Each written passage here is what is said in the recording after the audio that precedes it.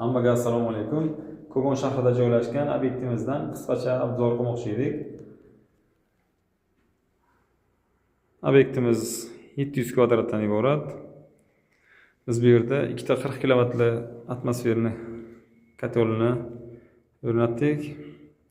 Har bir etajimizni alohida nasoslar bilan boshqarishga qaror qildik. Sistemamizga kotelimizni musordan shilaklardan asrash uchun ishlamator, separatorlarni o'rnatdik. Havolar chiqishi uchun dielektriskiy muftalar, kotelni tokdan himoya qilish uchun mana shu holatda montaj qilindi. Umumiy ko'rinishi shunaqa. Bu yerda chala ishlarimizdan gazni ulashimiz kerak. Gazni, keyin dimoxodlarni ulab proverka qilishimiz kerak. Sistemamizni o'zi suvga to'ldirib qo'yganmiz.